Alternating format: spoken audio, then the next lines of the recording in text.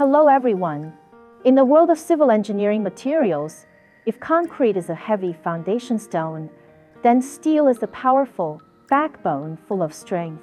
From the world's tallest skyscrapers rising from the ground to long-span bridges crossing natural barriers, the power of steel is everywhere. In this chapter, let's step into the world of structural steel and explore the scientific mysteries behind this cold metal.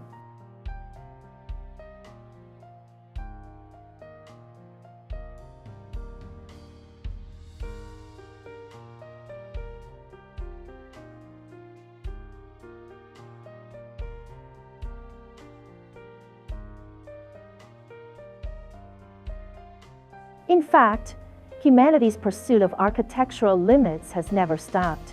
As you can see, from the 484-meter Hong Kong International Commerce Center to the 828-meter Burj Khalifa, skyscrapers are constantly refreshing the height of the skyline.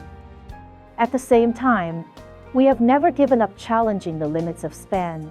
From the ancient Jiaozhou Bridge to the Bolingi Bridge, with a main span of over 1,000 meters, steel turns natural barriers into thoroughfares. Humanity has also continued to pursue large space structures.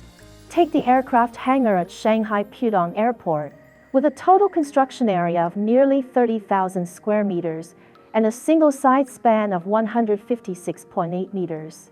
Its roof can accommodate two A380 passenger jets at the same time, making it the largest hangar roof in Asia. Why can these super high, long span, and large space buildings be realized? There is only one hero behind them: structural steel.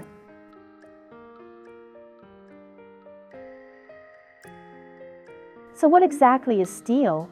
In metallurgy, steel is an iron-carbon alloy based on iron with a carbon content of less than 2%. Here is a critical boundary. If the carbon content exceeds 2%, it becomes brittle pig iron. If the carbon content is extremely low, less than 0.08%, it is commercial pure iron with high toughness but insufficient strength. It is this carbon content of less than 2% that gives steel its soul of both rigidity and toughness. After seeing these examples of steel, let's think about its advantages and disadvantages as a civil engineering material. As a civil engineering material, steel has many incomparable advantages.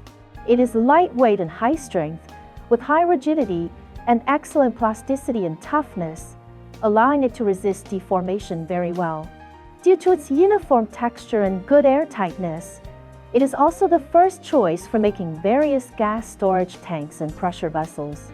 More importantly, steel is highly suitable for industrialized production, prefabricated in factories and directly installed on site, resulting in extremely high construction efficiency. Of course, no material is perfect. Steel also has its weaknesses. First, it fears rust. Its corrosion resistance is poor. Second, it fears fire. Although it does not burn, its strength drops rapidly at high temperatures. These two weaknesses are major challenges we must overcome in engineering applications. Having understood its properties, let's look at its classification. The essence of classification is to help us understand materials better and more clearly. There are many ways to classify steel: by smelting method, by degree of deoxidation, by impurity content, by chemical composition, and by application. Steelmaking is a process of refining and purifying. Ore is roasted into molten iron, then refined through deoxidation in a converter or electric furnace, and finally continuously cast and rolled into shape.